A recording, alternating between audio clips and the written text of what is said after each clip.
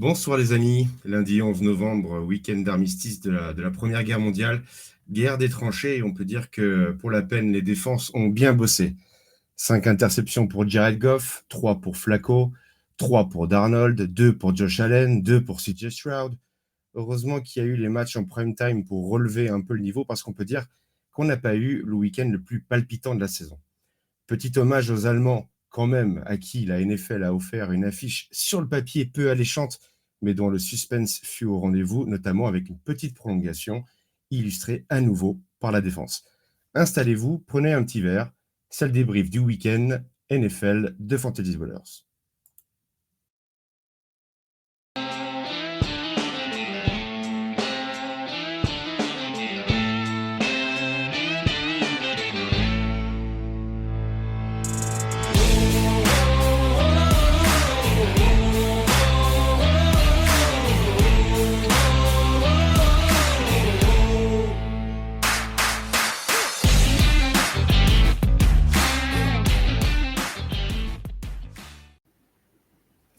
Bonsoir à toutes et bonsoir à tous. Bienvenue dans cette week 10 déjà, week 10. On a dépassé la moitié de la saison NFL. On va débriefer un peu du week-end. Je me suis permis d'afficher déjà le fait que je trouvais que le week-end n'était pas forcément très palpitant en termes de jeu. Et on va en discuter. Et pour m'accompagner, j'ai Aptine et Nico. Salut Aptine, comment tu vas? Très bien, et vous? Moi, ça va nickel, je l'ai dit. Nico, ça va, la forme? Hello, hello. Salut Franck, salut Aptine, salut tout le monde. Ça va nickel, impeccable, merci beaucoup. Tiens, Nico, t'as pensé toi aussi que le niveau de jeu était pas ouf ce week-end ou non? T'as trouvé que c'était plutôt pas mal? Alors, non, c'est vrai que le niveau de jeu était pas fou. Ça a été sauvé par le suspense, mais le niveau de jeu global euh, des matchs était pas dingo. Heureusement qu'il y avait les quatrièmes cartons. Quatrième carton ou des prolongations pour certains. C'est pas la première fois que 100% de l'effectif de Fantasy Ballers est victorieux en NFL. Je parle pas en Fantasy, mais en NFL, Patriots sont gagnés, Panthers sont gagnés. Franck, je dis pas que c'est à cause de toi d'habitude. On n'arrive pas à faire 4 points. Et Steelers ont battu Washington. Donc, Bah non, il y a Giants. Fallait qu'il y en ait un qui je parle perde. des personnes qui se connectaient, quoi. Ah non, sinon Ce c'est trop soir. compliqué. Ouais, On a de sinon, tout sinon. Ah non, mais non, c'est sinon un peu c'est terrible. compliqué. La dernière fois, il y avait France, Marc et moi, et cette année, forcément, ça peut jamais gagner tous les coups, ça. Ouais, non. C'est pas possible. En parlant de gagner ou de perdre, allons tout de suite dans le vif du sujet. Le premier chapitre de l'émission, vous en avez l'habitude maintenant, c'est de regarder un tout petit peu les scores, de discuter des matchs marquants, des matchs qui ont marqué ce podcast. Et Aptine, je vais commencer par toi. Et je pense que le match qui t'a le plus marqué, c'est pas un match du week-end, si je me trompe pas. Exactement, c'était un match limite de week 9 et demi, donc c'est le match de les Bengals contre les Ravens. C'est un choix un peu facile parce que c'était un match où on parle d'orgie offensive et c'est bien quand tu as des joueurs qui veulent fantasy dedans.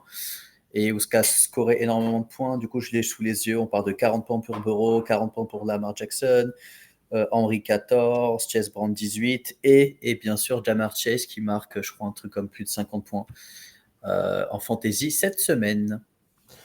Ja'Marr Chase, d'ailleurs, je me permets de rebondir, qui est déjà à lui tout seul dans 3 positions des 6 meilleurs scores sur une semaine en fantasy pour un receveur. On a Tyreek Hill qui en 2020 nous a fait 58 points. Ja'Marr Chase en 2021 en avait fait 55,6. Et ben cette année, cette semaine, il a fait 55,4 en PPR. Il est donc 2 fois sur le podium. Nico, Ja'Marr Chase, c'est un monstre. En fantasy, ça l'est encore plus. Qu'est-ce que tu as pensé de ce match? Qu'est-ce que tu as pensé de sa performance? Forcément, tu peux être que admiratif, enfin, et tu peux être qu'impressionné par ce qu'il fait. En plus, on a l'impression que ça ne dépend même pas trop de qui est autour de lui, parce que bah, avec ou sans T. Higgins dans son effectif, il a le meilleur corner, pas le meilleur corner, le deuxième, peu importe. Il bat globalement tout le monde. Burrow l'adore. Il va faire des caches qui sont incroyables. Donc, bon, on le savait, hein, mais c'est un mode start tous les week-ends. Hein, ça, il y a pas de sujet. Et a priori, bah, ça va être dur d'aller le chercher pour le receveur top 3 sur la saison, ça sans aucun problème. Ce qui me tue le plus, c'est que malgré l'absence de T. Higgins, on n'a pas vu Ozzy Vache qui ne fait que 3,9. Burton fait que 1,6. Ça veut dire qu'il n'y en a eu que pour Ja'Marr Chase, qui a été targeté 17 fois, et Chase Brown, qui a été targeté 11 fois. Chase Brown, on l'avait dit, must start côté Bengals maintenant, malgré l'arrivée de Khalil Herbert, qui n'a tout simplement pas joué. Bon, c'était peut-être un petit peu trop tôt. Aptin, on est d'accord que à l'avenir, Chase Brown, il n'y a pas de souci, il n'y a pas de question à se poser. Non, aucune. C'est magnifique. Joe Burrow, d'ailleurs, qui est déjà à 2 fois le meilleur score en fantasy d'une semaine cette saison, malgré tout, malgré les scores des Bengals. D'ailleurs, petite question pour vous, petit quiz.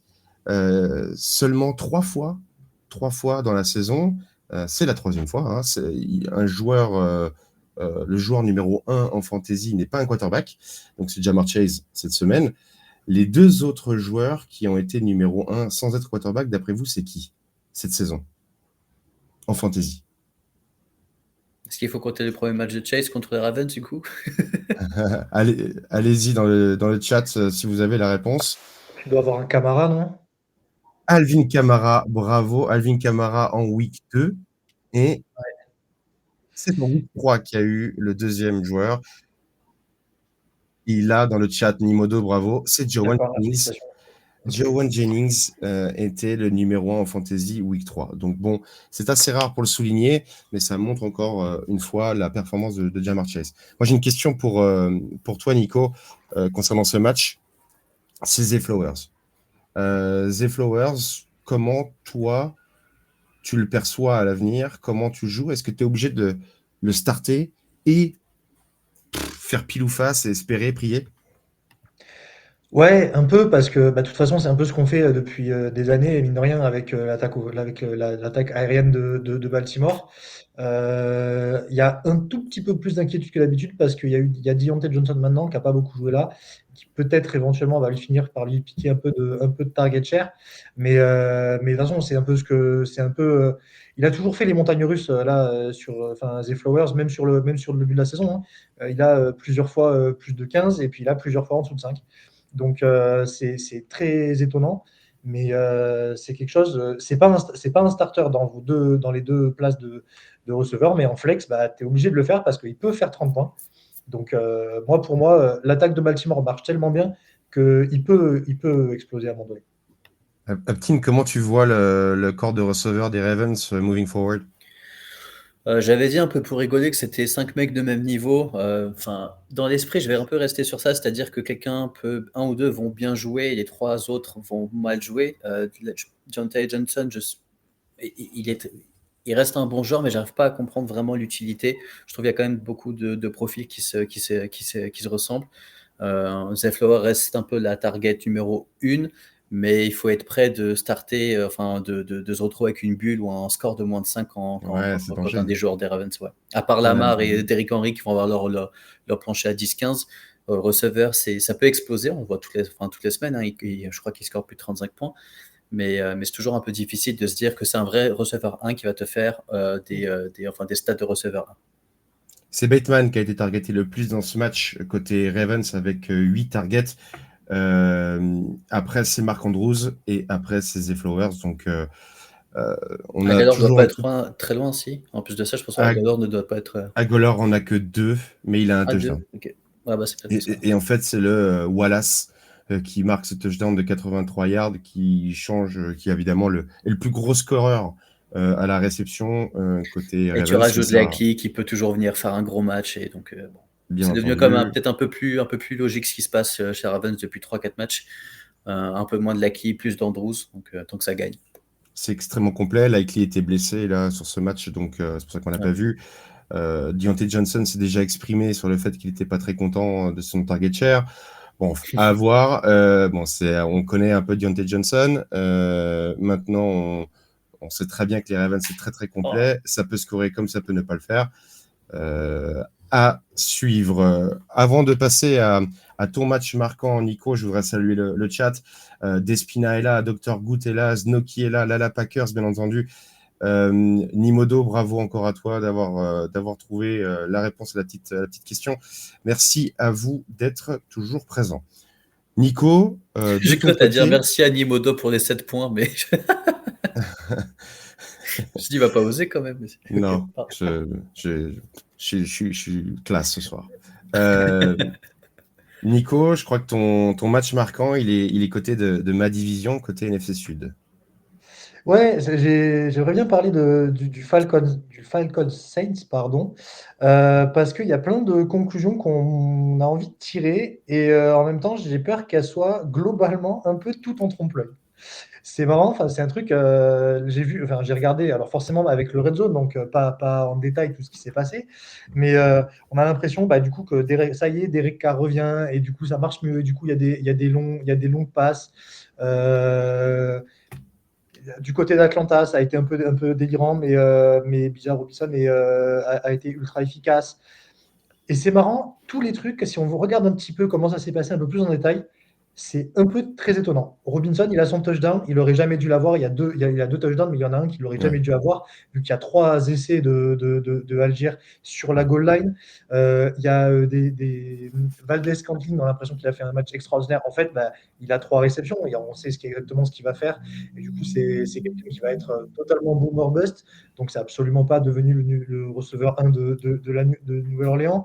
Camara, il aurait pu ice le game juste à la fin avec 5 points de plus. Finalement, il a un score un peu décevant, mais s'il prend sa réception de 4 ou 5 points, plus la réception, il fait un gros score. Donc voilà, il y a plein de trucs Mm. intéressants là-dedans. Et c'est marrant, c'était juste pour avoir une petite réflexion sur le fait que bah, des fois, alors nous, on adore tenter d'analyser ça avec des trends sur un peu plusieurs semaines.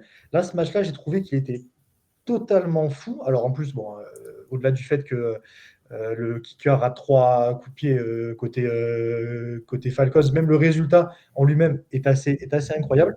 Et je ne suis pas Mm. sûr qu'il y ait d'énormes euh, conclusions, Enseignement.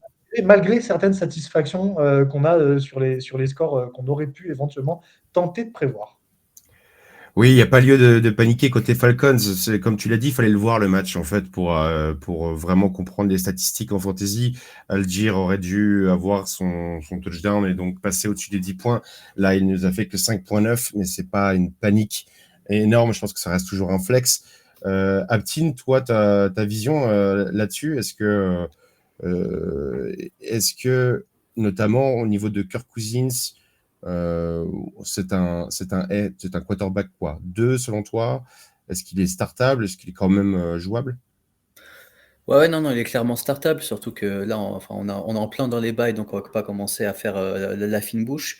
Je C'est repense à ce juste. qu'on se disait peut-être il y a quelques semaines quand on parlait peut-être de l'utilisation du running back, même s'il est star, avec Kirk Cousins.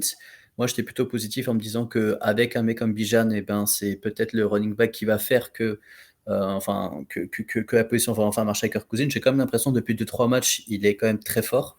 Enfin, de mieux en mieux, mais qui reste très très très très bon. Ça, du coup, ça m'a un peu conforté dans mon choix de me dire qu'il est Bijan est très très très très fort et qu'il va. C'est pas parce que tu as Kirk Cousins que tu deviens RB2. Parce que je m'en souviens qu'on avait la discussion il y a peut-être 3-4 semaines maintenant.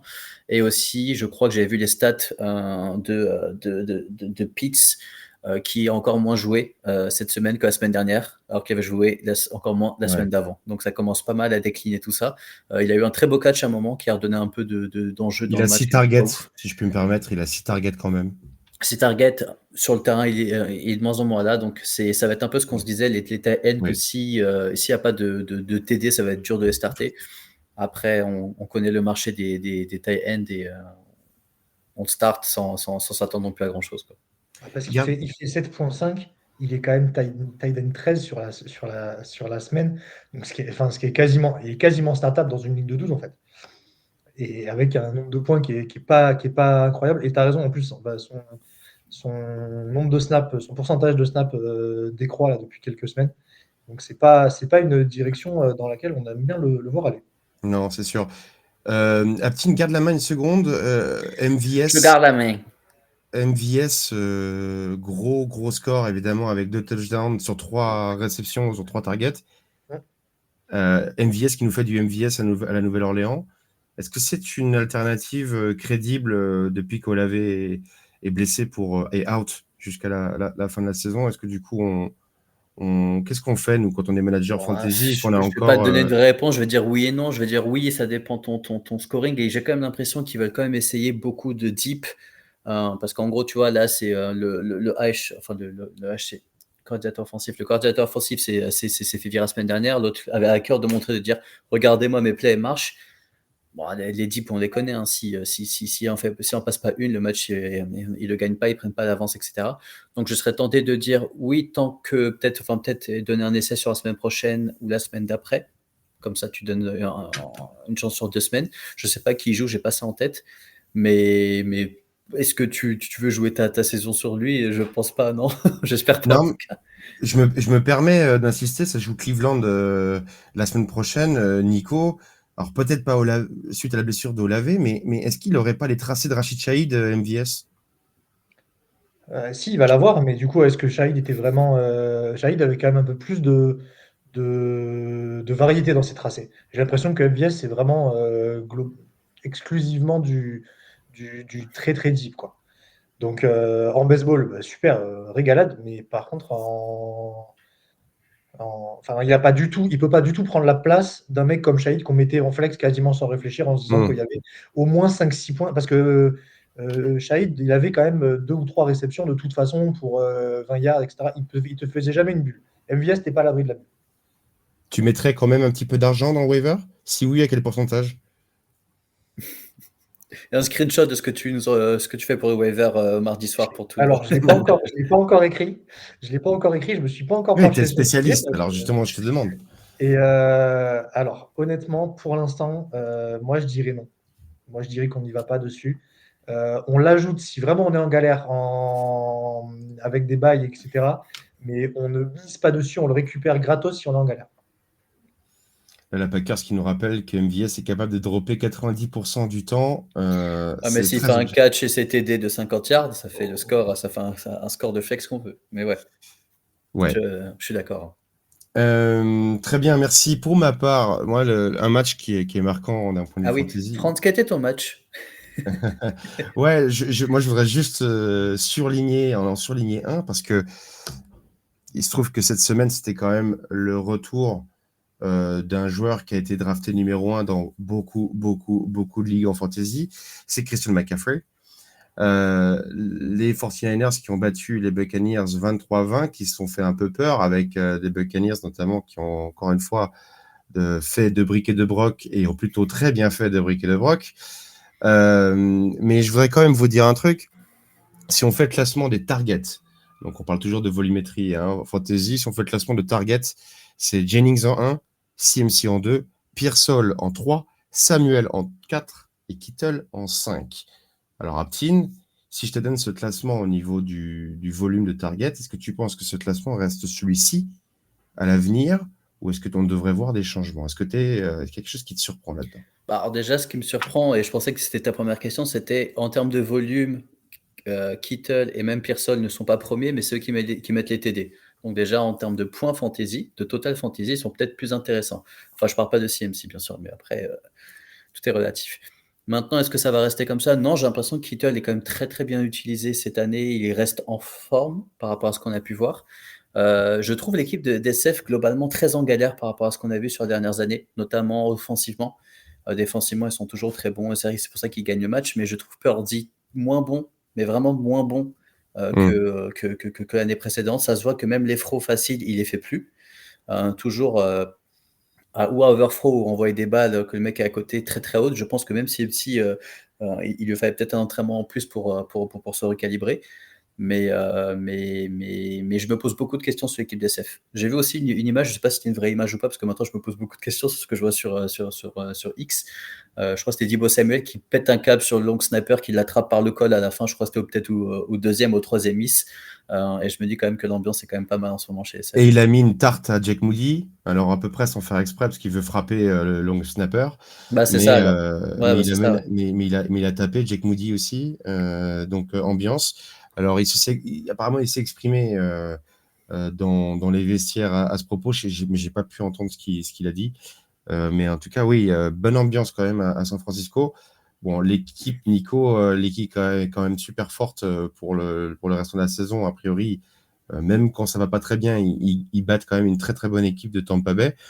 Le retour de CMC, toi, tu l'as déjà, est-ce que tu l'as dans certaines de tes ligues, Nico? Et si oui, comment tu le perçois? On est sur un volume logique pour quelqu'un qui revient d'une longue blessure, non? Donc ça devrait faire qu'augmenter. Ah bah, au contraire, enfin, alors, je suis même pas sûr que ce soit vraiment un volume logique. Enfin, il en a moins que d'habitude, mais je trouvais que pour un premier match de retour de longue blessure, Ouais, je suis d'accord. Ouais. il en avait pas mal, hein, parce il a 20 touches au final, 13, enfin 13 carries et 7 réceptions, ou 6 réceptions pour 7 Target, ouais. targets. J'ai trouvé qu'il était vraiment plutôt pas mal utilisé. Donc, moi, j'ai trouvé ça vachement rassurant. Je l'ai trouvé. Alors, et forcément, la ligne offensive est un peu moins forte que l'an dernier, j'ai l'impression. Il avait un peu moins de lignes, donc un petit peu moins efficace.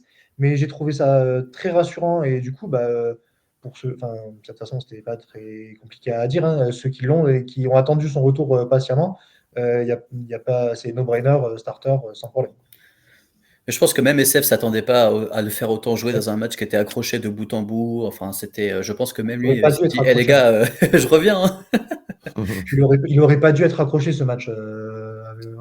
Après, Vu les Mayfield a qui- été incroyable, hein. Enfin, franchement, son ouais. 3-6, je sais plus, balle typée dernière seconde, ou même quand il tient, je sais plus c'était quel. Je crois que c'était Bossa, Bossa Bah, carrément, c'était ouais, Bossa, Bossa, c'est main Bossa au Bossa gauche. bout du bras. quoi. Ah ouais, non, franchement, il était incroyable, quoi. Donc, Et alors, c'est bien que tu dis ça, magnifique transition vers Tampa Bay, parce que Tampa Bay, c'est flippant quand on regarde la ligne des receveurs, hein. Jarrett qui n'a 2 réceptions, Miller 1, Shepard 1, Macmillan 0, Palmer 0. Tout est pour Keloton et les running backs. Donc, Aptin, j'ai 2 questions en une. Alors, on attend Mike Evans avec impatience, je m'en doute. Mais 2, on fait quoi avec les running backs qui ont quasiment exactement les mêmes stats? Bucky Irving et Rashad White, tous les deux à 16 points, tous les deux une dizaine de carries et quelques réceptions à la passe. Qu'est-ce qu'on fait avec ce duo de running back? c'est un peu difficile. Après, pour moi, je pense qu'il faut starter les deux tant qu'on n'a pas reçu les cadres côté réception. On a vu que les deux étaient très bons, surtout Rashad White et Irving. En fait, on se doutait qu'il était aussi bon, mais peut-être pas avec le nombre de touches qu'il va avoir. Je pense pas que tu peux être sûr qu'il va te ramener tes 10 points, mais pour moi, que les receveurs sont blessés, tu peux starter les deux. Et ils vont te ramener les deux à un nombre de points assez décent. Nico, t'es d'accord avec ça? Je sais pas quelle est ta position sur le fait de Ouais. starter 2 running back de la même équipe. De la même équipe? Ah bah oui, il Ah dit ouais, starter les non, mais deux. non, mais ouais, starter les 2, pas forcément sur la enfin, alors moi, Moi, je te je pose la déteste faire ça, question. je déteste faire ça, mais effectivement, ça m'est arrivé souvent quand on est en période de bail. Mais en soi, les chiffres disent oui, hein. Les chiffres disent que ça peut marcher, hein. Il y a pas de problème vu qu'ils ont effectivement, comme tu le dis, du volume dans les 2 catégories, course et réception. Ils ont une efficacité, White est un peu plus efficace à la réception, Irving un peu plus efficace à la course. Ils ont un plancher qui est assez élevé quand même, pour l'instant. Un plancher de 10, hein, c'est pas un plancher, mais bon, c'est mieux que ce qu'on a évoqué avec les options de remplacement depuis le début de l'émission. Et non, si vous avez les deux et qu'il y a un bail en face, pas de souci, faut le faire. MCA Sprint pour Tristan Wirfs. Ouais, donc ça, c'est pas bon Ça du va tout pour la pas ligne gagner du offensive temps, des Vikings. Ouais. enfin, ça va pas laisser du temps à Mayfield pour lancer pour les receveurs. Non, non. Mais ça n'impacte pas vraiment ceux qui ont Mike Evans et qui vont le récupérer. De toute façon, tu vas être obligé de starter Mike Evans quoi qu'il arrive. C'est juste ceux qui ont Normal. Macmillan et Sterling Shepard et qui ont dépensé un peu de sous, bah là, ils sont à se poser la question de le garder ou non, au vu du waiver qui arrive. Très bien, merci messieurs sur ce match. Un petit coucou au chef Major Milou qui est arrivé, qui nous dit que les Panthers suck. Eh bien, bonne soirée à toi, cher ami. Qu'est-ce qui a Il été y a eu un sorti match. pas du PKM, l'autre truc là, du Survivor? Survivor? Ouais, du Survivor Reboot. Parce que je crois qu'il avait dit, bah moi je vais mettre les Giants, mais je sais pas s'il l'a fait. Je ne sais pas. Peut-être qu'il peut nous le dire dans le chat. En tout cas, moi, dans le pick'em, hein, j'avais bien mis les Panthers. Donc, ça m'a fait un petit point de plus pour tous ceux qui n'y croyaient pas. même si je pense qu'il y en a quand même qui l'ont fait pour cette semaine-là avant un gros calendrier. D'ailleurs, petite side note sur ce match, Jatavion Sanders, donc le tight end des Panthers, est une option viable au vu du waiver également pour les tight ends si vous avez des complications au niveau des bails à ce poste-là. C'est clairement le tight end numéro 1 maintenant à Carolina. Bien, messieurs, avant de passer au top flop et waiver star, juste un petit mot sur le match de cette nuit, les Dolphins qui rencontrent les Rams. Aptin, est-ce que pour gagner un match-up cette semaine, tu as besoin d'un joueur de ce match absolument? Non, à part si Mostert me fait moins 35 dans les 2 ligues à peu près, je pense que je suis safe. Et toi, Nico? Non, enfin, moi, c'est ici, à la limite, s'il y a un receveur, enfin, s'il y a Cup qui fait 80 points, mais je pense que voilà. Il faut pas juste que ce soit un match extraordinairement offensif parce que c'est ma tête sur la guillotine qui risque de tomber si ça fait vraiment beaucoup de points. Ah, la fameuse guillotine. Moi, j'y suis plus depuis un moment. Mais bon, Aptin, un prono sur ce match. Comment tu vois le scénario de ce match, toi? Je crois que moi j'ai mis Miami vainqueur, mais clairement la tendance est côté Rams qui sont sur 3 victoires, si je dis pas de bêtises, avec les personnes qui commencent à revenir une par une. Pour moi, en fait, c'est clairement un must-win de Miami pour rester dans la course cette année. Donc, c'est où pour moi, ils gagnent ce match et ils ont une bonne équipe et ils continuent vraiment à jouer la gagne et peut-être une dernière place de playoff. Ou s'ils perdent ce match, qu'ils peuvent arrêter. Tu vois, ils peuvent aller se reposer, ils peuvent commencer à un peu regarder s'il n'y a pas un peu de marché pour certains joueurs parce que je pense vraiment que c'est juste, tu gagnes ou tu rentres chez toi. Qu'est-ce que t'en penses, Nico? Ouais, je suis assez d'accord avec Aptin sur ça. C'est trop important pour Miami pour le laisser passer. Par contre, bah, ils sont pas à la maison, donc ça va être compliqué. Et les Rams, parce qu'ils gagnent des matchs malgré les absents, malgré la semaine dernière quand Nakua s'est fait sortir. Enfin, ça va être, je pense que ça va être un match, ça peut être un match très sympa.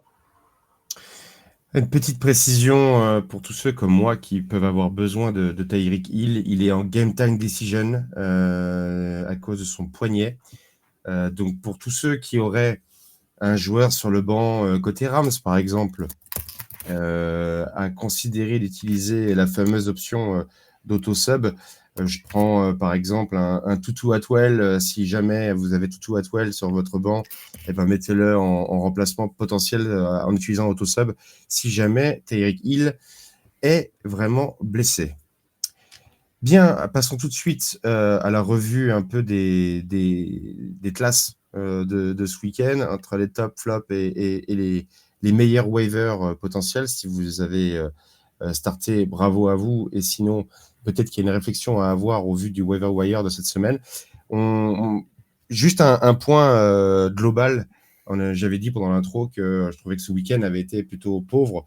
Il y a une stat qui est terrible en fantasy, c'est celle du nombre de joueurs au-dessus des 10 points. Ce week-end, il n'y a eu que 65 joueurs offensifs, donc autres que des défenses en DST, 65 joueurs offensifs au-dessus de 10 points. Pour vous donner un petit aperçu, si vous ne voyez pas un peu l'échelle, en week 8, il y en avait plus de 120. Donc on a fait diviser par 2 en 2 semaines. C'est vous dire la qualité offensive qu'il y a eu ce week-end. Et donc, du coup, les tops et les flops enfin, surtout pour les tops, il n'y a pas d'énormes surprises quand même. Aptin, je voudrais quand même qu'on parle d'un mec qui est là, qui a changé de quarterback, qui s'appelle Calvin Ridley.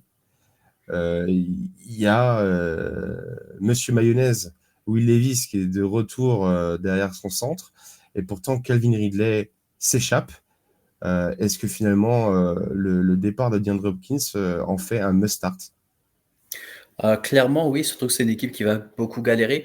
Après, pour moi, c'est pas forcément lié à la personne qui sera dans le centre, parce que je pense que même avec Mason Rudolph, ils vont avoir quand même beaucoup de mal à gagner des matchs et c'est des quarterbacks qui envoient quand même pas mal. Donc, ce qui veut dire que la target numéro 1 va de facto recevoir beaucoup de targets et donc de points.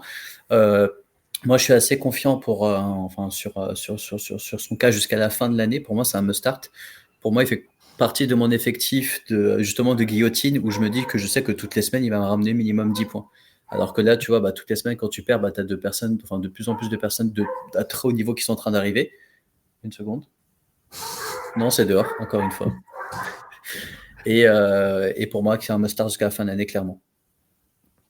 Nico, toi aussi? Je Ouais, sais je pas suis si d'accord. tu l'as dans tes ligues. Si, je l'ai pas. Alors, je joue plus en dynastie qu'en redraft, donc il y a eu des moments de doute. Mais, euh, mais depuis le bail, c'est impressionnant. Il a jamais moins de 8 ou 9 targets par match. Et il a eu, a priori, on est à mi-saison, donc maintenant on peut commencer à avoir vraiment des tendances. Il a eu, a priori, les plus gros matchs d'ores et déjà passés, et maintenant un calendrier qui va aller en s'améliorant. Les semaines à venir, c'est des défenses qui sont pas du tout impressionnantes. Et donc, il est clair receveur 1 dans une attaque qui, depuis le bail, lui fait confiance entièrement. Donc ouais, must start, avec la petite nuance que il a un quarterback qui est un peu erratique, donc des fois, ça peut faire, entre guillemets, que 8-10 points, et pas forcément les 15-16 qu'on attend d'un WR1 star, comme un Chase ou un Tyreek Hill quand il est opérationnel. Très bon point de parler du calendrier. Je vais du coup le décrire. Minnesota, Houston, Washington, Jacksonville, Cincinnati, Indiana. D'un point de vue fantasy, ce sont des équipes qui laissent beaucoup de points aux receveurs. On a dépassé la moitié de la saison, donc ces stats-là maintenant ont un petit peu plus d'impact, un petit peu plus de poids. Donc c'est un très bon point que de parler de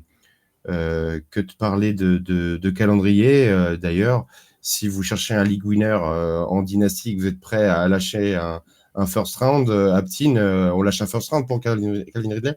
Non, pas first, enfin un Non, un second, je seconde. pense. Ouais, second, ouais. Moi, franchement, je laisserais un second pour Calvin Ridley. Excellent. J'en profite juste parce qu'on parle de Tennessee. Moi, je suis j'ai un petit problème là. Il y a Teddy Spears qui s'est mis à jouer un peu plus, ce qui fait que du coup, Tony Pollard et Teddy Spears se sont partagés beaucoup plus le ballon des côtés du backfield des Titans. Qu'est-ce qu'on fait de Tony Pollard, Aptin? On a Euh, peur?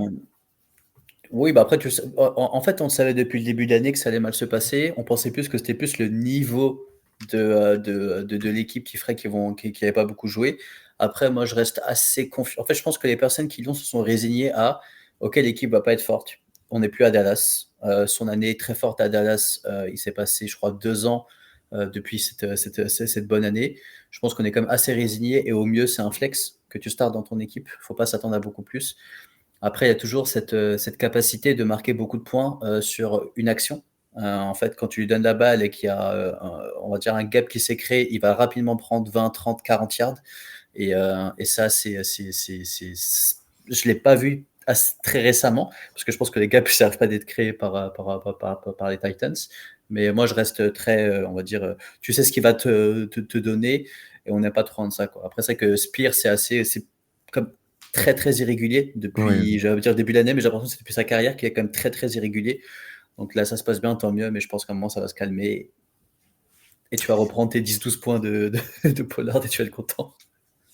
Dernier petit point avant qu'on passe à autre chose sur Calvin Ridley, j'ai oublié de le dire, il a 36% des target share depuis le départ de DeAndre Hopkins, alors que quand DeAndre Hopkins était là, c'était 21% des target share. Il est à 20,1 points de moyenne depuis le départ du grand chevelu, et il était à 7,5 avant. Donc on voit vraiment une surutilisation de Calvin Ridley depuis le départ de Hopkins. Garde le micro, Aptin, parce que le prochain joueur dont je veux parler, tu le connais très très bien. C'est George Pickens. George Pickens. C'est marrant, là, tu aurais pu me sortir 20 noms, je me suis dit, ouais, ok, vas-y. Mike Williams, vas-y. Non, mais George Pickens, on avait dit il y a quelque temps, c'est un must-start avec Wilson. Il le prouve de semaine après semaine. Qu'est-ce que tu en penses, toi? Ouais. En termes de stats, il a doublé ses stats. Quand tu prends ce qu'il faisait avec Fields, je crois qu'on était entre 9 et 10, je sais plus la stat que j'avais vue. Là, on est au double. Donc là, ce qu'il a mis, je crois qu'il avait mis la même chose la semaine dernière. On voit quand même beaucoup, enfin, je dirais beaucoup, comme si on était passé à une offense de ouf. On est quand même un peu plus créatif, on essaie d'envoyer comme un peu plus de ballons deep. pour l'instant, de ce qu'on voit, c'était le bon choix à faire. Tout le monde a crié sur Tomlin. Encore une fois, pour l'instant, de ce qu'on voit, c'est qu'il a raison.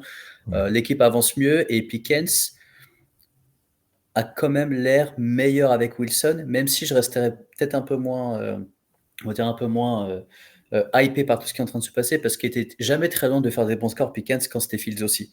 Il était vraiment où il y avait beaucoup de flags qui avaient retiré des TD. Un TD, c'est 6 points, plus les 20 yards de réception, ça faisait 8. Donc c'est quand même un peu tronqué. Maintenant, l'équipe joue mieux en général, et on a quand même l'impression que les stats le montrent aussi. Donc après, c'est un jeu de stats. Hein. Donc depuis que Wilson est arrivé, Pickens a doublé ses stats, enfin son nombre de points par match. C'est ça. 18. Nico, le touchdown était allé le chercher tout seul ou alors Wilson, il a vraiment un impact? Ah non, non, Wilson a clairement un impact. Il met des ballons qui sont un peu mieux placés que ceux de Justin Fields, c'est sûr. Tu vois un peu la différence. Et puis c'est vrai, sur le scoring de Pickens, ça se voit clairement. Même sur l'attaque au global, je trouve qu'il y a un peu plus ouais, alors, une petite mise de créativité, oui, et puis même un peu plus de cohérence et un peu plus d'équilibre en fait. Il y a moins de moments de match où tu as exclusivement du run puis exclusivement de la passe en fonction du timing du déroulé du match. Non, la Pickens maintenant, je pense que vraiment c'est un mec qui vient dans les deux spots de receveur de nos équipes fantasy. Il est souvent sur le terrain. Ils ont encore une fois un calendrier qui va s'améliorer eux aussi. Ils ont déjà passé leur bye, ce qui est quand même pas négligeable pour vos rosters d'ici la fin de saison. Non, plutôt Hypé. enthousiaste, mais il ne faut pas exagérer, mais optimiste pour Pickens. Tiens, garde la main. Est-ce qu'il y a un joueur dans ces tops dont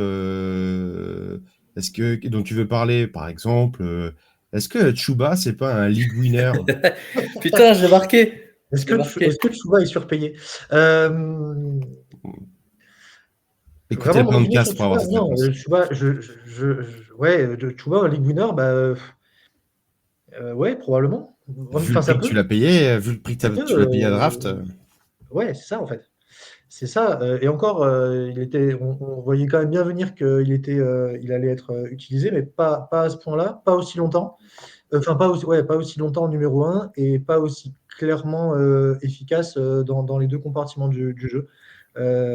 Ouais, c'est un des mecs les plus réguliers de la ligue sur ce poste-là, et c'est possible qu'il soit à la fin très bien placé très bien représenté dans les équipes vainqueurs de leur ligue. Mais surtout là, on va arriver. Excuse-moi. Vas-y, je t'en prie, Aptine. Non, mais en fait, ce que je voulais dire, et ça, c'est quelque chose que pendant que je regardais les matchs, et je me disais, putain, mais là, les jeunes qui veulent se montrer, là, tous les derniers matchs jusqu'à la fin de l'année, c'est pour eux. Donc là, toutes les personnes qui veulent montrer qu'ils sont là, pour dire je veux faire partie des plans l'année prochaine, c'est maintenant. Il a pris son contrat. Miles Sanders s'est encore blessé. Ils ont perdu le receveur numéro 1. Donc déjà, même avec les deux quarterbacks qu'ils ont, c'est pas une équipe qui va beaucoup jouer à la passe non plus. On l'a vu avec Leggett qui fait 3-4 points, pas plus. On se disait, Leggett va exploser. Et je pense vraiment, moi j'avais vraiment marqué un peu sur mon tel, je me suis dit, vas-y, moi peut-être que je vais marquer 5 points. Un des 5, c'était pour moi League Winner, point d'interrogation, parce que vraiment, je me dis, pour le prix que tu l'as payé, peut-être à un moment il s'est retrouvé sur waiver parce que tu en avais marre, ou parce que tu as des personnes juste qui se disent, non, enfin moi, Hubbard, j'ai juste pas confiance parce que c'est une équipe qui va se manger 30 points par match, qui va souvent être derrière le score. Est-ce que je veux un running back dans l'une des équipes les moins fortes de la NFL? Je pense que tu peux trouver facilement un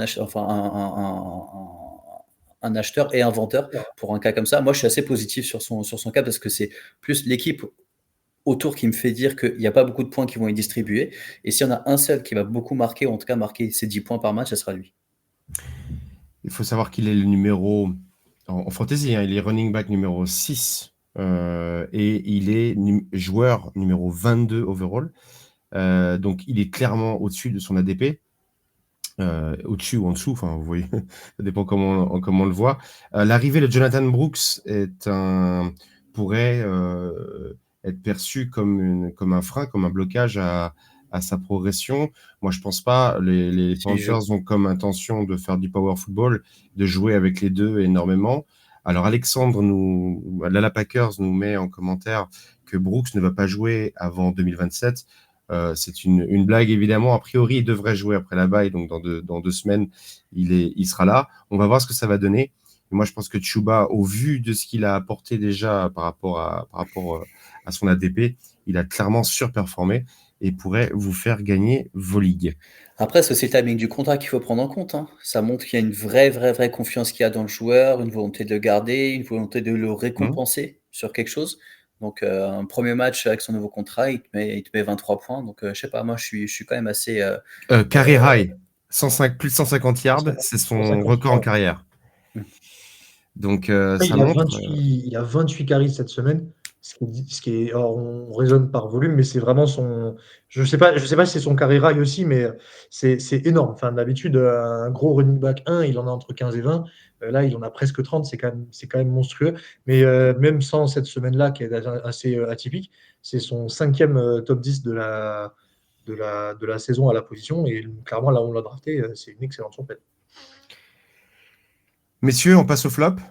Des flops, il y en a eu. Tiens, Nico, puisque tu étais chaud, est-ce qu'il y a un joueur dont tu veux parler particulièrement dans ces flops?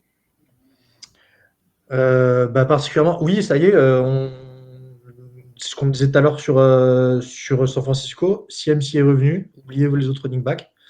Il y a à peine des miettes qui sont vraiment distribuées au suivant, et quand c'est pas Mason, de toute façon, ça peut être même Samuel qui prend les carries. Donc, le running back 1, c'est CMC, les autres, il n'y a pas de comité. On oublie le reste, je pense que ça peut se drop. Il n'y a pas de comité, c'est une dictature. C'est une dictature pure et simple. Quand on a CMC, il n'y a pas de comité. C'est une bonne quote ça, à mettre sur X. Aptin, alors déjà, est-ce que tu as un avis là-dessus? Et puis, est-ce que tu as un autre joueur dont tu aimerais parler Non, bah après, on le savait. Enfin, si quelqu'un pensait que Jordan Mason avait marqué ses 10 points alors que oui. c'était retour, c'est que vous venez commencer la fantasy. Mais non, François, ça revient à quelque chose d'un peu normal, tant mieux. Maintenant, la question, je pense qu'il faut se poser plus sérieusement, c'est est-ce que tu le drops en sachant un peu les incertitudes? Je ne vais pas dire incertitudes, mais en fait, pour moi, si M6 il se reblesse, bah, Mason, ça devient le pic de la fin, le waiver de l'année. Donc, est-ce qu'on le drop? On ne le starte pas, mais est-ce qu'on le drop? Ça, Est-ce c'est que peut-être tu un truc. quoi le stacher? Donc voilà, il faut regarder les bancs. Est-ce qu'on peut se permettre du coup de le stacher et quitte à ne pas prendre un receveur parce que tu as une blessure ou un bye? C'est toujours le même problème. Nimodo, lui, dit qu'il est indroppable. Nico dit Je suis que d'accord. c'est quasi drop. Donc toi, tu es plutôt à penser indroppable. Ouais, je pense, ouais. Je pense parce que moi, j'ai CMC dans ma ligue principale. Donc là, il revient au bout de. Enfin, tu vois, déjà, week 1, il était questionable. Tu te dis, bon, ça va, il va jouer. Il y a quand même tellement de flou autour de CMC que tu te dis, ok, t'es pas à l'abri qu'il se repasse quelque chose dans 1-2 semaines. Donc après, si la personne qui a Mason a un bon roster qui lui permet d'arriver en playoff, si CMC se blesse pour les playoffs, il est gagnant. C'est marrant, là, la Packers qui dit Mason, ça se drop, mais Guerrendo, ça se stash, pour l'interrogation. A priori, Mason a quand même toujours le devant, gagner des points par rapport à Guerrendo. Qu'est-ce que vous en Pour pensez? l'instant, après, c'est vrai que la traîne sur les 2 derniers matchs, enfin surtout, je pense au dernier match plutôt. Mais maintenant, est-ce qu'on se fait plus, est-ce qu'on regarde sur un match ou sur 5? Moi, je dirais plutôt sur 5, mais après, ça dépend de l'équipe que vous avez. Maintenant, il y a des bancs qui sont quand même très grands parmi les différents formats qu'on a. C'est des gars qu'il faut se tâcher. Surtout arriver en playoff, il faut vraiment s'assurer d'avoir le running back des gars, enfin des running back ou receveurs stars. Là, c'est la technique qu'il faut. Ouais, moi, il y a 2 trucs qui me font dire, de manière un peu provoque qu'on peut le dropper. C'est que par rapport à d'autres, effectivement, CMC, OK, bon, clairement, il laisse 0 volume. Il y a Samuel qui prend des carries alors et pas au running back, et CMC, c'est ce qu'on disait tout à l'heure, j'ai eu l'impression qu'il avait été carrément, enfin, ils l'ont remis en forme à 100 maintenant. Et je pense qu'ils ont pris vraiment aucun risque, et donc il est plus, ils n'avaient pas un calendrier où ils étaient un peu sous pression, il fallait absolument gagner, etc. Donc là, il est, je pense, plus en forme qu'un mec qu'ils auraient remis en urgence dans le roster. Tu vois, par exemple, si Tyreek Hill joue ce soir, on sait qu'il n'est pas à 100%. Je pense que si CMC a joué ce week-end, c'est qu'il est à 100%. Et donc, il y a un risque de rechute, c'est évident. Mais je ne suis pas sûr qu'il y ait une espèce de dictature, comme il peut y avoir avec CMC, si lui se blesse, que Mason prenne le 100% des carries. Je pense que ça peut être plus réparti que ça. Donc, vous avez forcément 2 running backs dans l'équipe. à stacher, je stache le RB2, enfin le backup du deuxième RB2.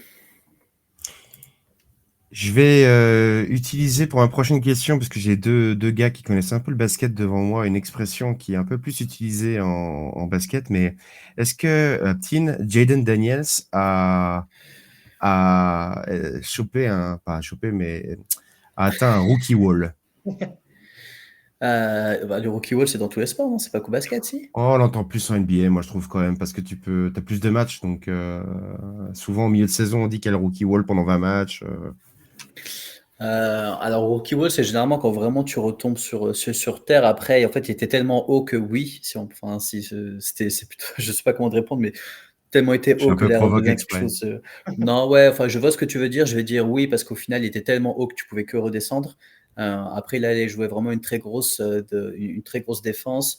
J'oublie pas qu'il était blessé il y a 2 semaines, donc je pense pas qu'il ait beaucoup couru la semaine, hier. Est-ce qu'il pouvait pas? Est-ce que c'est parce qu'on coupait 3 vraiment tout ce courses, qui 5 était. yards. Donc je resterai quand même je veux pas dire de rookie wall parce que pour moi c'est quelque chose qui se passe l'année d'après, mais non, pas rookie wall, allez. Philadelphie, Dallas, Tennessee, les 3 prochains matchs avant la bye, Nico. Là, il s'est retrouvé face à une grosse défense, hein, bien connue de Pittsburgh. Du coup, est-ce que toi, par contre, pareil, tu t'inquiètes pas trop, ou est-ce que, bah tiens, le rookie, il a un peu appris du métier là? Moi, je pense que là, il a appris surtout de Mike Tomlin.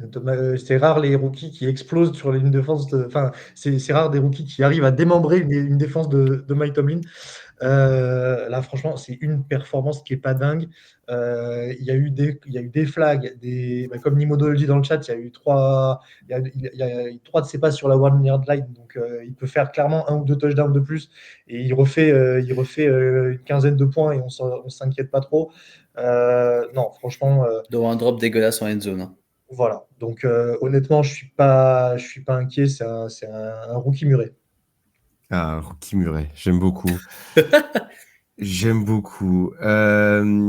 Messieurs, Apti, notamment, est-ce que tu as un joueur dont tu veux parler? Après, on va juste mentionner une autre équipe pour terminer sur les flops, parce qu'il y a une équipe de flops complète. Donc, on ne pouvait pas tout mettre non plus sur le tableau, mais on a une petite mention pour une équipe après. Dans ce tableau-là, est-ce que tu vois un flop dont tu aimerais parler particulièrement? Très rapidement sur Xavier Worthy, parce que je sais pas si on comptait parler des Chiefs, mais franchement j'en ai marre et j'ai Vas-y. jamais vu. On parlait de la chute de Didier Deschamps, j'ai l'impression de voir le concentré de ce que dit la carte de Didier Deschamps dans la saison des Chiefs.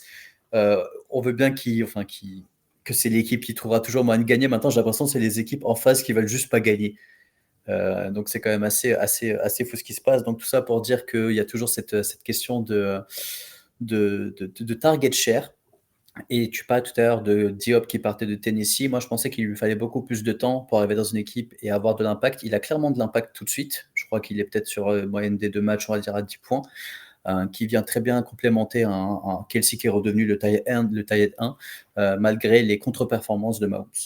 Donc là, tu vois, j'ai mis un peu deux personnes un peu dans flop. Je remets Mahomes parce que j'en ai juste marre de voir ce qu'il envoie. Enfin, je ne reconnais pas du tout l'offense incroyable des Chiefs depuis maintenant, je veux dire, 1 an et demi. Nico, un flop que tu aimerais mentionner?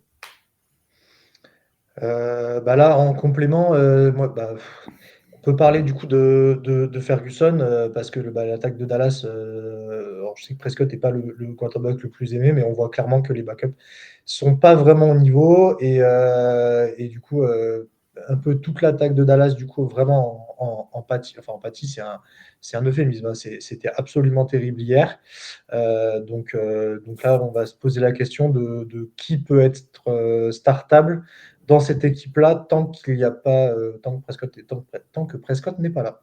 Mais je vous le dis tous les dimanches, bon Dieu, écartez-vous de l'offense des Cowboys. Rico Dowdle, hein, pour info, hein, c'est 12 carries, 53 yards. Donc, on n'y est pas vraiment. Petit bonus, flop Et tu bonus. flexes beaucoup, toi, quand les Panthers s'y gagnent, j'ai remarqué. Ah ouais. En plus, là, tu vois, là, je suis à l'animation, donc je me permets de dire tout ce que j'ai envie de dire. D'ailleurs, je me permets de rajouter un flop bonus, tu vois, qui est ces bons vieux Jets. Ouais. Aptin, ces Jets, c'est terrible. J'ai une stat qui est incroyable. Wilson et Adams, c'est 11 sur 19, hein, donc 11 réceptions sur 19 targets, avec 6 sur 13 pour Adams. Est-ce que Aaron Rodgers est en train de nous tuer les Jets? Je pense que c'est vraiment un tout, mais vraiment un tout, parce que la défense, enfin non, on parlait des Jets pour la défense, qui avait clairement l'une des 3 meilleures défenses l'année dernière. Donc là, tu dis, le jour où ils ont un quarterback, eh ben, ça va être incroyable. Donc là, tu remets un bon quarterback parce qu'il n'est pas nul, c'est plus tout ce capable le joueur qu'il était avant. J'ai pas l'impression qu'il peut envoyer plus de 50 yards. Mais c'est vraiment un tout en fait. Brissot l'est mal utilisé. Ils ont viré Saleh qui apportait vraiment, on va dire, je veux dire une structure, je veux pas dire des bons plays, hein, mais je veux dire plus une structure qui fait que depuis qu'ils l'ont fait, je crois que c'est devenu une défense des plus mauvaises avec la qualité de joueurs qu'ils ont. Enfin, c'est de l'abus. Donc maintenant, pour rester en fantasy, est-ce qu'il est en train de tuer peut-être l'offense? Je dirais qu'il n'en est pas loin parce que quand on a vu Adams arriver, le joueur que Wilson est, on a se dire, ok, en fait, c'est cette équipe, la défense va faire le taf, mais l'offense va être incroyable aussi. Pour l'instant, c'est Kata. Moi, dans mon pick-up, je les ai mis parce que j'étais quand même assez. J'avais bien aimé le match qu'ils avaient fait, le dernier match qu'ils avaient fait, donc je me suis dit, bon, peut-être que ça va partir à partir de. Enfin, ça a commencé à partir de là. Mais c'est abyssal ce qu'ils nous proposent, hein. Même, tu sais, les hooks sur 5 yards, t'arrives pas à le viser. Enfin, c'était abyssal, quoi. Ouais. Nico, un avis sur les Jets? Ouais, je suis d'accord avec Captain, c'est pas que Rodgers qui est responsable, mais c'est immonde, quoi. Parce que là, en plus, les stats de Wilson et Adams, c'est à la fin du match. Je crois qu'à la mi-temps, il y en avait un qui avait zéro, l'autre qui avait une réception. Enfin, c'était n'importe quoi. Et donc, tant qu'Arizona est resté sérieux, c'était pire que le stade de la fin, quoi. Donc, à partir du moment où il y avait 20-0, ok, ils ont lâché un peu de trucs, mais c'était, enfin, c'est n'importe quoi des deux côtés du ballon. Et je sais pas trop comment ça peut se décanter, dans quel sens, parce que bah, mine de rien, leurs joueurs, en plus, ils sont là, quoi. Tu peux même pas attendre qu'il y ait un blessé qui revienne. Enfin, Hmm. ils ont deux bons receveurs, un très bon coureur et un backup qui a l'air prometteur, et Un personne tight n'arrive. end? Un bon tight end, ouais, comme Conklin, Bon, c'est Tyler, c'est ouais, bien correct, sûr, ouais. et personne n'arrive à rien faire. Donc, bah, pour l'instant, je sais pas vraiment. Je sais pas vraiment à qui on peut faire confiance. Honnêtement, c'est très délicat jusqu'à la fin de saison. En plus, il leur reste leur bail. Ils n'ont pas ils ont pas des matchs très faciles à la fin de saison. Et il y a plein de choses où on va se demander si vraiment on peut garder ces Jets dans les titulaires jusqu'à la fin de saison. Ouais. Je suis très surpris que la Packers ne mette pas un commentaire en disant que le problème des Jets, c'est Nathaniel Hackett. Mais peut-être que c'est le coaching staff dans sa globalité qui est le problème. Peut-être que c'est Aaron Rodgers. Peut-être qu'on ne saura jamais. Mais en tout cas, il y a un problème avec les Ça Jets. vient du coaching. Ça vient du coaching. À un moment, tu as des quarterbacks et tu fais tes plays par rapport à ton quarterback. Donc maintenant, on voyait que Rodgers, déjà, quand il était à Green Bay, quand il y avait un bon coordinateur offensif, il rouspétait parfois. Maintenant, j'ai l'impression que chaque play, il aurait fait différemment. Donc je dis pas qu'il a toujours raison, parce qu'on a vu c'était clairement pas quelqu'un qui avait toujours raison, mais je me dis quand même que la qualité des plays qui sont envoyés dans son oreille, je pense qu'ils sont très très douteux. Non, mais Rodgers, il est plus proche de la fin que du début, ça on est bien d'accord. Mais c'est pas normal qu'avec la qualité qu'il est, un mec comme Will Levis arrive à faire mieux tourner une offense avec le coaching, etc., enfin, que Aaron Rodgers. C'est pas normal. Et là, il y a clairement, on parlait de Ridley tout à l'heure, et il y a des coureurs qui continuent à faire le taf et tout ça. Là, on a l'impression que l'organisation elle est tellement dysfonctionnelle de partout que ça peut pas marcher et ça marchera pas avant d'avoir des changements en vraie grande profondeur. On note nouvelle quote pour X. Will Levis ferait mieux qu'Aaron Rodgers aux Jets de Nico. C'est noté, c'est dans la boîte. C'est une bonne Davis est quote, meilleur qu'Aaron Rodgers, si tu veux même le mettre. ouais, si tu veux. Concernant les waivers All-Star, on a parlé un petit peu de MVS déjà. Aptin, est-ce qu'il y en a un qui devrait attirer notre attention? Alors moi, j'en parle quand même un peu beaucoup. C'est Alec Pierce que j'aime beaucoup. Je trouve que c'est vraiment un très très très bon joueur. Je continue à dire qu'il faut l'avoir et par rapport au bon match-up, il y a toujours ce joueur où tu te dis Bon, je l'aime bien. Par rapport à ses stats, enfin, en gros, si tu mets, tu sais, tu vois pas le nom, tu vois ses stats, tu dis ouais, pas ouf. Mais quand tu regardes le match-up, quand tu regardes qui va lui envoyer la balle, etc., c'est un mec que tu veux starter. Pour moi, c'est Alec Pierce, que je trouve très bon, surtout que Pittman est encore blessé. Tant que Flacco, pour moi, malgré les milliards de défauts que Flacco a, j'aime beaucoup Alec Pierce. Super. Même j'ai pas regardé. Tiens, pendant que Nico, tu nous parles du tien, je vais regarder un peu le pourcentage comment on dit déjà, à chaque fois je dis d'obtention, je sais pas quoi, de propriétaire des Le Alec Pierce. d'ownership. D'ownership, ouais, mais je veux dire un mot français. Je t'en prie, En vas-y, français, ouais, parle de en ton français, joueur. c'est dur. À chaque fois, j'arrive pas à le mettre De sur détention. les arbres. De détention, tiens, voilà. Et hop, Ouais, mais c'est Fleury-Mérogis, la fantaisie je maintenant. parle pas des Riders, souvent ça marche pas très bien. Moi, le mien, si tu veux, sur le waiver, c'est Trey Benson. Parce que là, pour le coup, on parlait de backup tout à l'heure à Staché, etc. James Conner est encore extrêmement performant, il est d'ailleurs dans les tops. Mais a priori, on a l'impression que vraiment, là, ça y est, Benson, il a pris le rôle numéro 2. Il commence à avoir suffisamment de volume pour même peut-être dans les semaines de bye aller gratter un spot de flex dans nos équipes. Et clairement, on voit que si Connor il lui arrive quelque chose, ce sera a priori lui qui va être le deuxième. Ça fait 2 semaines qu'il est intéressant. Ça fait 2 semaines qu'il est derrière, qu'il est au-dessus de 25% du temps sur le terrain et qu'il est clairement en RB2. Donc moi, c'est lui, je pense, mon hâte de la semaine. Bah, très bien, pour info, Alec Pierce, c'est 16% d'ownership dans toutes les ligues sleeper. Donc, il est potentiellement encore disponible dans la vôtre. Snoggy qui nous dit Pierce, il fait peur si Richardson reprend la place de titulaire. Alec Pierce avec ou sans, enfin Flacco ou Richardson, ça semblait faire à peu près les mêmes. Je pensais que tu allais dire que Mark Williams avait marqué autant que les Jets avec un catch. Oui, c'est tout à fait vrai. Attention à certains qui sont dans la liste. Hein, on s'enflamme pas sur Talan Wallace.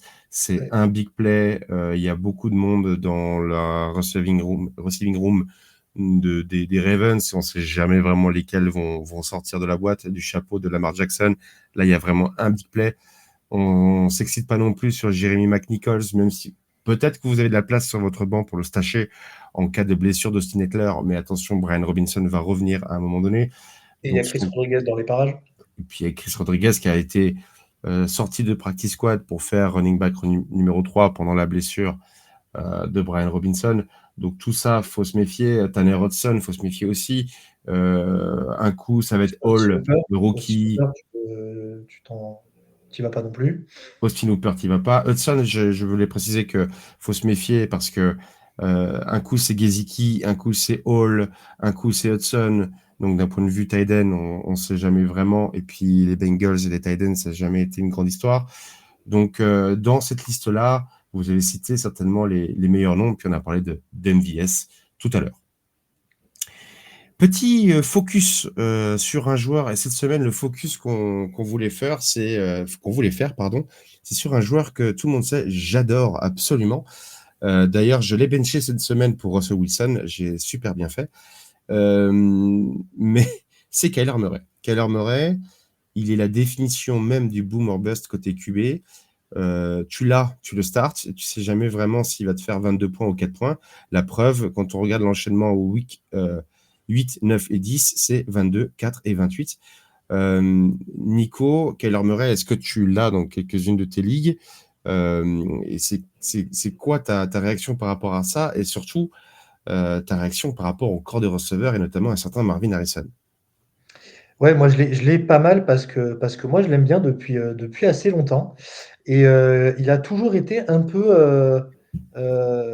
Alors, si tu veux voir le verre à moitié plein, c'est qu'il il en a absolument rien à faire du match-up. Il peut performer contre une bonne défense, une mauvaise défense, peu importe. Si tu veux voir le verre à moitié vide, c'est que il faut allumer ta télé en même temps qu'un cierge quand tu veux regarder Kyler Murray que tu l'as en fantasy. Après, il sait quand même bien faire, entre guillemets, briller des receveurs qui n'ont pas toujours eu du talent, et là, il en a. Des receveurs avec du talent. Et Honnêtement, moi, il y a juste un truc qui m'embête avec, c'est même pas tellement avec Kyler Murray, c'est avec Arizona au plus global, c'est que je trouve qu'il y a un peu trop de monde et que du coup, on ne sait pas où les targets vont aller. Mais par contre, Murray, bah, ça va être toujours comme d'habitude. Il a l'upside de la course, il a beaucoup de volume. Par contre, le jour où il est pas dedans, bah, il fait des bêtises et il fait 6 points. Tine, je te vois sourire. T'as Non, non, non, mon chien est en train de faire un cauchemar. une réaction par rapport à ça? Non, non, je suis d'accord avec tout ce qui a été dit. Maintenant, je trouve qu'il a justement ce fameux receveur cette target numéro 1 avec Terry McBride qui est incroyable, mais vraiment, il est vraiment incroyable. Maintenant, on en a quand même pas mal parlé. Moi, je fais partie un peu des personnes un peu positives sur le cas Murray et les Cards. C'est que 2 matchs sur 3, ça va être sympa. Et le match où tu auras vraiment besoin de lui, il va te mettre un 0 et Ouais. tu vas dire va te faire foutre. Ouais. J'aurais dû écouter Franz. Non, mais je l'ai aussi. C'est toujours une. Moi, je l'aime pas en vrai NFL. Après, en fantasy, il a un upside à la course qui est énorme et qui fait que du coup, bah, moi, c'est le genre de joueur qui me fait trembler parce que t'es obligé de le starter, mais j'y vais, mais j'ai peur, comme dirait l'autre. Mais alors qu'il y a des bons receveurs en plus, c'est ça qui me dérange un petit peu. Hier, il fait 28 points alors qu'en fait, il fait que 22 yards à la course. Donc, tu vois, euh, au final, c'est certainement un quarterback que t'es obligé de starter, mais qui te donne aucune garantie week-in, week-out, comme on dit. Clair. Tiens, Michael Wilson, Et on viens, on disait, fait le podcast en anglais. On parle plus anglais que français. c'est le problème avec notamment nos boulots et puis ce jeu. Euh, Dernier chapitre de ce podcast, un rapide coup d'œil sur les blessures, et puis on va terminer sur ce qu'on pourrait faire là où on pourrait dépenser un petit peu d'argent. Euh, alors oui, il est très très beau notre chef. C'est notre chef, hein, c'est ça? C'est bien Marc? C'est bien Marc, ouais. C'est bien Marc, il est magnifique. Donc pour ceux qui sont en podcast, allez voir sur YouTube ou Twitch le replay pour voir une belle photo ancienne de Marc, qui est absolument magnifique.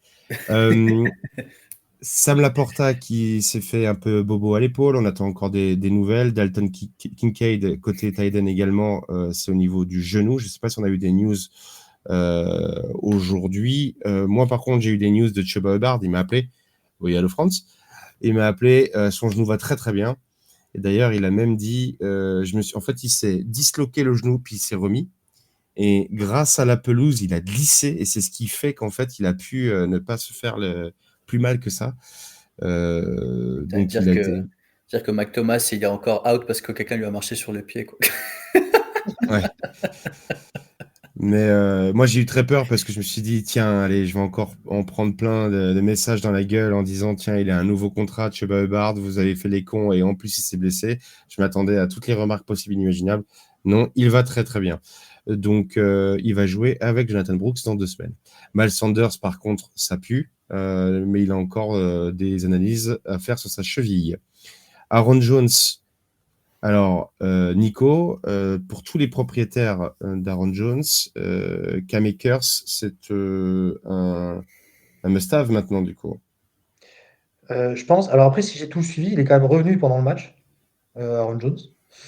Donc, il faut voir le vrai statut de sa blessure. Mhm. Mais oui, de toute façon, c'est plutôt Akers qui va être le remplaçant de Aaron Jones. Donc, de toute façon, les RB2, quelque part, quand il y a un peu de volume de base et alors des blessures potentielles, il faut les avoir.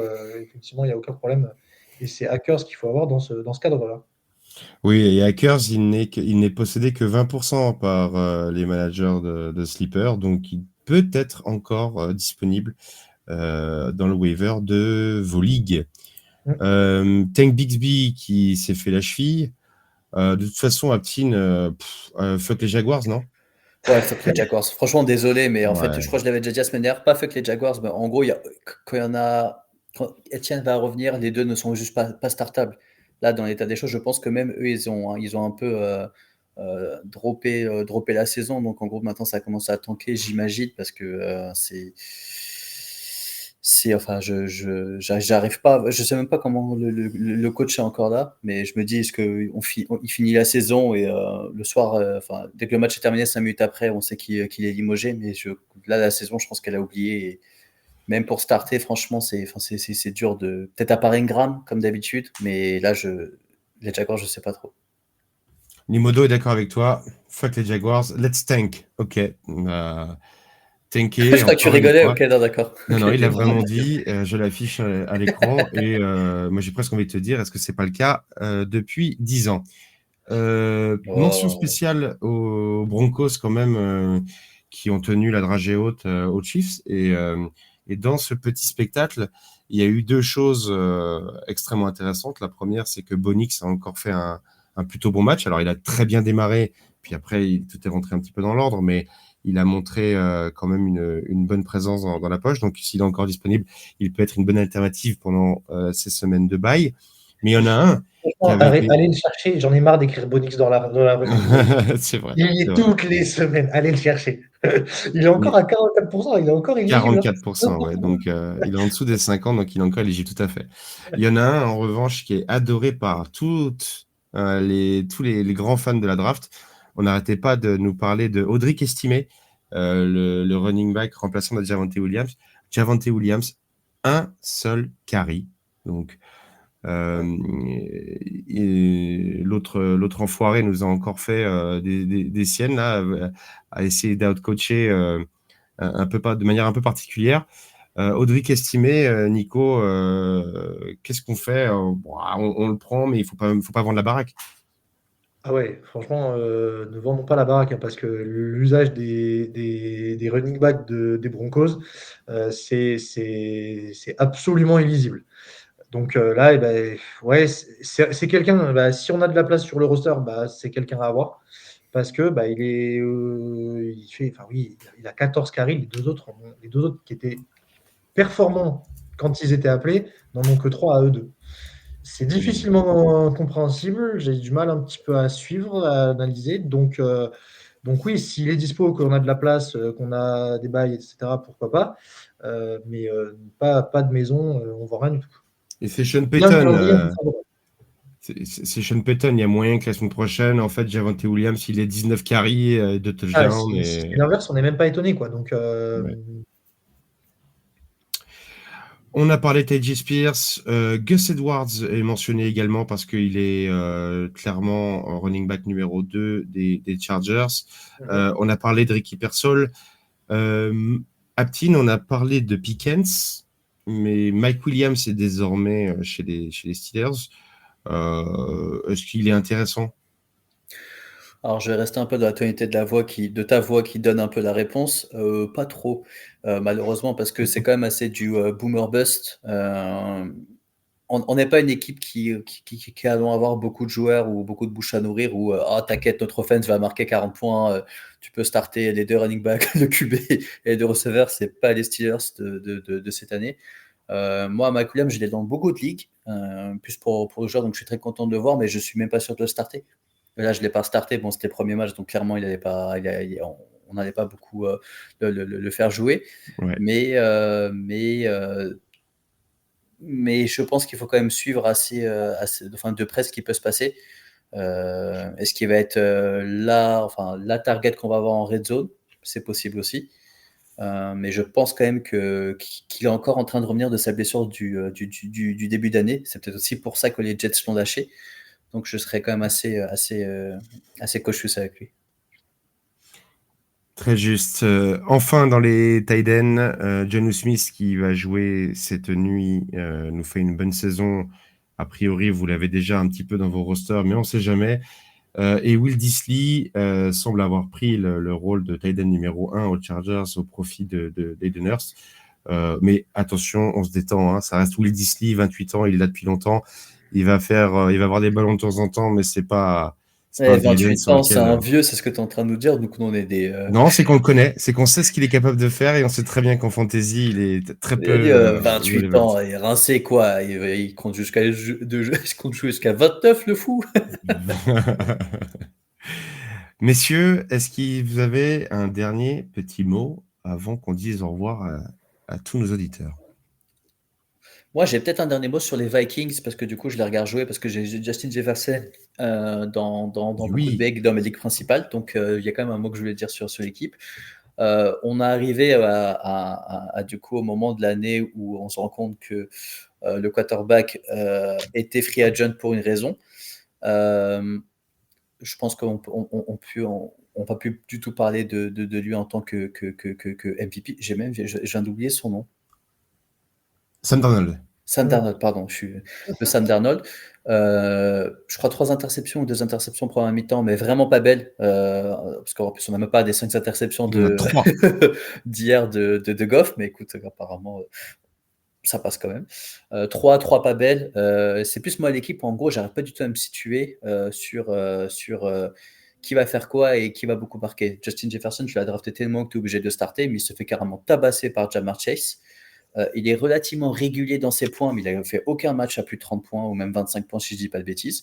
Là encore, c'était assez chaotique. Le match se termine à 12-7. Enfin, tu vois, c'est avec le retour de TJ Hawkinson qui a pris beaucoup de ballons. Donc, en gros, je me dis vraiment que cette équipe, maintenant que la hype du début d'année est passée, je n'arrive pas à me dire que tu peux starter Aaron Jones.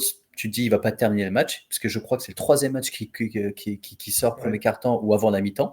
Donc en gros, tu te dis, ok, mais si tu me donnes 5 points, c'est très bien, mais si tu sors à la moitié, ça ne me sert plus à rien. J'ai quand même l'impression que Sam Darnold, dans mes souvenirs, il aime bien les tight ends, tu as un très bon tight end. Est-ce que c'est pas lui qui va devenir limite, je ne vais pas dire celui qui va recevoir le plus de targets, mais la personne qui va ramener beaucoup en fantasy? J'ai quand même l'impression. Je peux me permettre de te couper. Les deux tight ends, Hawkinson et Oliver, ils ont 15 targets à eux deux. Ouais.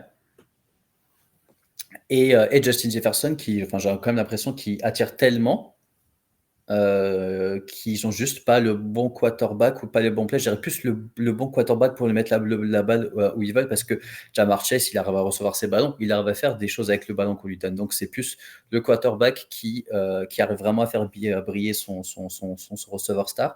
Et là, je pense qu'on est vraiment arrivé au plafond de verre de Darnold. Et quand bien même tu as un joueur extraordinaire comme Justin Jefferson, tu le startes des semaines, mais tu dis j'espère qu'il va me faire l'approche qui a marqué, j'en suis très content. Alors que Chase, il va te ramener 1 x2 et x3. Tu disais un truc très juste aussi. Tu disais que Oh, merci, Justin, France. Justin Jefferson était toujours bon en première mi-temps. Ah oui, ah non, mais ça, c'est incroyable. Moi, je l'avais, je me dis, là, c'est son match, hein. Ah, c'est son match. Et, il se passe plus rien. Après, c'était plus dans. Là, par contre, il y a un truc qui a changé, c'est que il était très fort en première mi-temps, mais parce qu'ils avaient 15 points d'avance, qu'ils avaient Ouais. 20 points d'avance. Là, c'était l'équipe des Vikings du début d'année. Maintenant, ils sont en galère. Donc, tu dis, bah, envoie-lui la balle. Mais même ça, en fait, ça avance juste beaucoup moins bien. Ils ont perdu 1 ou 2 linemen offensifs, dont un qui est très, très, très, très, très bon. Désolé, j'ai plus le nom. Mais en gros, là, si tu veux, c'est à un moment, il va commencer à vraiment jouer sur le receveur star parce que les stars, on sait que c'est des divas. Moi, je commence à regarder Justin Jefferson, il commence à craquer sur la sideline, tu vois. Les Debo, les Tyreek, c'est notre histoire tout, mais en fait, on les voit. Donc, à un moment, si tu leur donnes pas vraiment des bons ballons et que toujours en fin de net, tu dis c'est qui le meilleur receveur? Est-ce que c'est Chase? Est-ce que c'est Justin Jefferson? Là, Chase, il est en train de mettre un no match à Jefferson et j'ai ça dans la tête de tous les receveurs. En gros, ils sont en train de se dire putain, mais c'est parce que mon quarterback, il touche pas une bille et j'ai juste peur que ça crée des tensions. Encore heureux qu'ils gagnent des matchs. Mais tu mets 12 points à Jacksonville, c'est chaud quand même. Ouais, c'est pas fou. Par rapport à Aaron Jones, oui, ce que tu dis est juste. Néanmoins, quand il est au-dessus des 50% de snap, il est toujours au-dessus de 11 points. Oui, Donc, il a un plancher qui est toujours très, très haut oui. quand même. Mais du coup, sur les 10 semaines, il a eu une bye, 3 matchs où il est sorti à la mi-temps. Ça fait 4 matchs. Donc 40% des matchs qu'il a joués, il les a fait à 5 points. Ok. Dernière question, c'est Lala Packers qui posait la question. Là, on repasse à Pittsburgh juste pour y répondre. Avec Russell Wilson, est-ce que Jen Warren devient irrelevant? Alors, moi, j'ai pas l'impression parce que je trouvais quand même qu'il avait beaucoup de carry. Après, c'était un peu quand il s'était blessé, Najahi, mais je trouve quand même que, enfin, un peu comme un Mac Williams, il faut voir en gros comment l'offense va prendre. Ça fait très longtemps qu'on n'a pas eu tout le monde healthy, donc j'attends de voir. Moi, j'ai eu des très bonnes séquences de Warren, sauf bien sûr le fumble dégueulasse sur la one yard line. Donc tu te dis qu'avec sans ce fumble, donc sans les -2 et plus de plus 6 avec le TD, il aurait fait un très bon match et on aurait dit justement, est-ce que c'est pas l'éclosion de Warren avec justement Wilson? Donc tu vois comme quoi le narratif il peut être au yard. Ok. Messieurs, Et ça merci fait une réponse beaucoup. que tu m'as dit ok en mode ok. Non, j'ai aucune réponse à cette question. Pour le coup, D'accord. j'ai pas vraiment d'avis. Tu sais mieux que moi et je voulais dire qu'on a quand même réussi à faire un podcast sans taper sur Caleb Williams. Donc bravo à nous, mais je pense qu'on a déjà tout Mais dit viens, on sur se donne Caleb 5 Williams. minutes. Moi, je suis chaud. Franchement, moi, j'ai Je vu suis le match. chaud. On peut Franchement, faire- c'est une catastrophe. C'est Et du coup, là, il y a le fameux, sa phrase qu'il avait dit, là, il a envoyé un message à son punter, t'inquiète pas, ton taf, t'auras plus besoin de punter maintenant que je suis là avec l'offense qu'on a. Ils sont, mais je parlais d'Abyssal tout à l'heure, mais les Jets à côté, c'est la Kansas de la bonne époque, tu vois. Mais tu te dis, mais il n'y a rien qui marche. L'équipe Alors, en elle-même sur le ils avaient terrain. pas de O-line, ils se sont fait démembrer par la D-line des Patriots, où franchement, il n'y a pas d'écart d'or. Et il a été Il n'y a pas soufflé sur. d'écart mais vous avez un schéma de jeu défensif qui fait que dans tous les cas, vous allez apporter énormément de résistance. Mais là, tu avais l'impression que c'était juste une des 1 contre une des 2. c'était Ouais, parfait. Ils se ouais, poussaient, les mecs, ils disaient Caleb Williams, en gros, il n'a toujours pas montré ce qu'il savait faire, mais je trouve ça ouf, en fait, vraiment le pétard mouillé que cette équipe nous donne, quoi. Caleb Williams, moi, je crois que j'étais l'un des premiers à dire je l'ai vu en tape, il a l'air incroyable, et les receveurs qu'il avait autour de lui, le tight end qui était là, les 2 bons coureurs d'air, je me dis, mais en fait, cette équipe, elle va bien. Et comme d'habitude, on revient à quand il y a un coaching de merde, il n'y a juste rien qui peut marcher. Hier, de toute façon, c'était un match Patriots-Bears où, d'un point de vue purement fantasy, globalement, on start personne au-dessus du flex d'ici la fin de l'année. Mais là, je vois si DJ Moore, même un Romeo Dunze, je crois que quand ils sont en. J'avais lu un truc quand en gros ils jouaient en 12 men machin, du coup quand il y a 2 tight ends, Ondunze ne fait même pas partie du plan quoi. Donc là même un Ondunze en Fantasy Dynasty, qu'on est allé chercher extrêmement haut parce que franchement il a énormément de talent, il est inutilisable cette année et là tu te dis peut-être même l'année prochaine. Là pour moi c'est un asset que tu vois les personnes qui essaient de de jouer la gagne dès maintenant, ils se disent pourquoi pas lâcher un Ondunze, il ne sert strictement à rien. Tu prends un Calvin Ridley. Je pense que là, c'est un win-win pour tout le monde. Intéressant. Oui, ouais, pour la fin de saison, il n'y a pas photo. Eh Mais t'as bien, raison. magnifique. Fuck Caleb aussi. Merci, Franz. Merci, messieurs, de m'avoir accompagné sur ce podcast. On se donne rendez-vous jeudi pour le halftime show avec un invité, comme chaque semaine. Dimanche pour le warm-up. On n'oublie pas Fantasy Ballers F sur X et sinon Fantasy Ballers sur les autres réseaux sociaux et bien entendu les sites internet fantasyballers.fr pour avoir un statut sur toutes les ligues Fantasy Ballers et les résultats de vous les managers, ainsi que fantasyballers.substack.com pour les articles et notamment le fameux article Waiver Wire de Nico. Donc ne le loupez pas demain ou après-demain. Soyez C'est de bons demain. détenteurs de Demain, monnaie. je suis pas régulier sur l'heure, mais c'est toujours le mardi. Bon, bah voilà, demain. Donc ne le loupez pas, ce fameux article. Mais vous aurez de toute façon tous les liens sur nos réseaux sociaux. Messieurs, merci beaucoup. Merci à tout le monde dans le chat, tous les habitués. Et puis, on vous fait des bisous. Et puis, bon match cette nuit et bonne semaine. Ciao, ciao. Et fuck Caleb, merci Franz. Ils sont cool.